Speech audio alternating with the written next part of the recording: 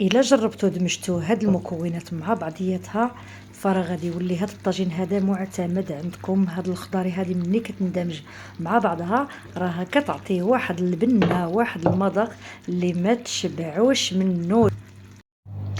السلام عليكم ورحمه الله تعالى وبركاته. غادي نقدم معكم اليوم واحد الطويجين اللي غادي ندير فيه واحد المجموعه ديال الخضر اللي كيتواتاو بزاف مع بعضياتهم، وبزاف ديال الناس ما كيستعملوهمش هكا في الطويجنات، بينما هما كيجيو بنانين بزاف. المهم بالنسبه هنايا انا غادي نديرها مع الدجاج، ولكن راه نقدروا نديروا هاد الخضر مع اللحم او مع الحوت ديال الطاجين او ايا كان. المهم انا عندي هنايا واحد نص دجاجه، داك الدجاج الصغيور نخليه جانبا. وغادي نهضروا على هاد القرعه هذه. هاد القرعه مهمه بزاف في بزاف ديال المأكولات، ماشي غير في الكسكسو وصافي. كاين اللي كيعتمد على هاد القرعه هذه غير في نهار الجمعه، يعني كيديها غير الكسكسو او السوبه. يعني الا اجتهد كيديروا بها هكا السوبه ولا الكسكسو وصافي. لا بالعكس، هذه راه نقدروا نديروها في بزاف ديال الاكلات. نديروها مع اللحم، نديروها مع الدجاج، مع الحوت، نديروها عصير، نديروا بها البريوش. علاش لا، حتى البريوش راك سبق لي حطيت الفيديو ديال البريوش بالقرعه الحمراء، فراه هذه مفيده بزاف. نقدروا نديروها كما قلت لكم بالعصير، اي حاجه نقدروا نديروا بها هذه القرعه هذه. يعني ما كتوقفش غير عند الكسكسو ولا السوبه وصافي. المهم انا عندي هنا واحد طريف ديال القرعه الحمراء، ها هو هذا ديجا مغسول ناضي. عندنا هاد البطاطا الحلوه اللي كتكون هكا بيضاء من الداخل، وعندي هذه اللي كتكون حمراء. هذه راها حمراء بحال القرعه، كتكون من الداخل هكا حمراء. هادو كيتواتاو بزاف مع هذا. المهم هاد الخضر كلها كتواتى مع بعضها. ندير واحد حبه ديال الجزر، واحد الحبه صغيره ديال البطاطا، حبه مطيشه، واحد شويه الجلبانه. والخضره دائما كتبقى على الحسب المتوفر، يعني اللي عندنا نديروها واللي ما عندناش ماشي مشكل. صافي عندي هنايا واحد البصيله صغيره، بصيلات هكا صغار. عندي واحد شويه سكينجبير طري، الا ما كاينش ماشي مشكل، ماشي ضروري. عندي الثومه. صافي هادو هما المكونات ديالنا. هادو كيجيو الطاجين بين الحلو والمالح، ولكن بدون ما نستعملوا السكر ولا العسل ولا شي حاجه. يعني كيبقى كيجي في الاخر حلو. كنحسوا الطاجين فعلا فيه الحلاوه والمالح، بلا ما كنستعملوا شي حاجه اللي عندها علاقه بالسكر او بالعسل. ومن طبيعه الحال عندنا الربيع. فبسم الله على بركه الله غادي نبداو باش نحضر الطواجن ديالنا. غادي نقشر هاد الخضره كلها ونرجع معكم. صافي هنا من بعد ما غسلت الخضره غادي نبدا دابا باش نتبل الدجاج. ندير القزبر المعدنوس،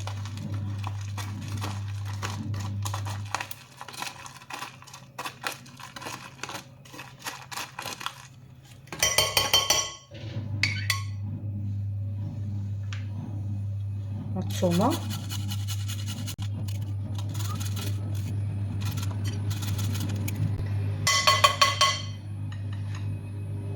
هذا سكينجبير طري. الا ما كاينش ماشي ضروري، نقدروا نديروا سكينجبير بودره.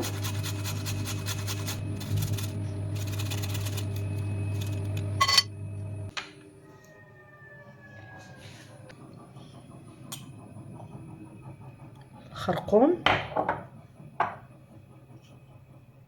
ابزار. هذه العطريه خاصه بالدجاج.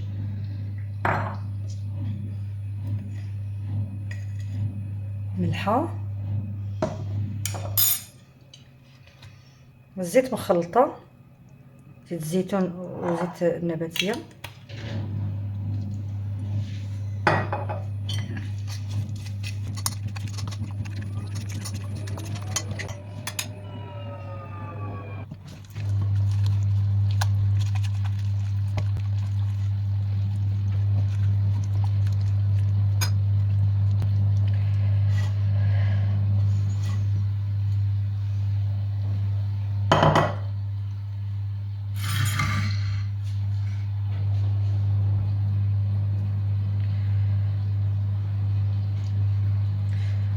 صافي ديك البصله ها هي قطعتها هكذا كبيره، وغادي نشرمل ديك الشرموله اللي تبقات ليا. غادي نشرمل كلشي الخضره مع بعض باش تشرب داك التوابل. المهم الشرموله كامله.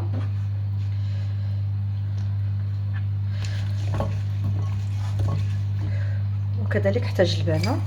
كلشي غادي نشرملوه مع بعض.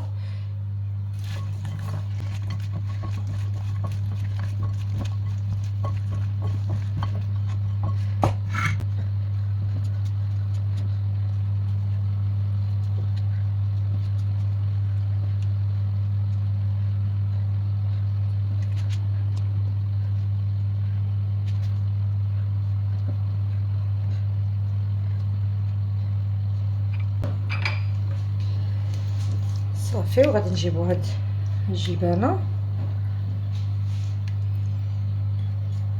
نديروها في هاد الوسط هكا. صافي، وكنجمعو كلشي داك الشرموله اللي عندنا، وكنستف هاد الحبات ديال المطيشه من الفوق.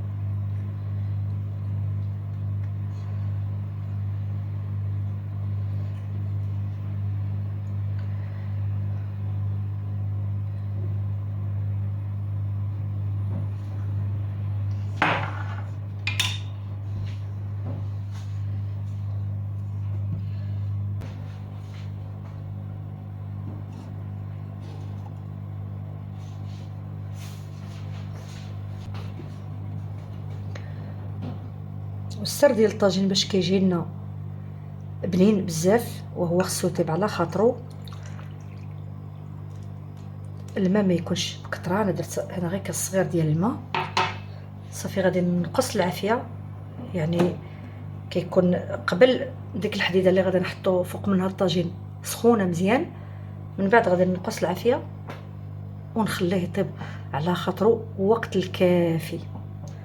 غيطيب ان شاء الله ونرجع معكم.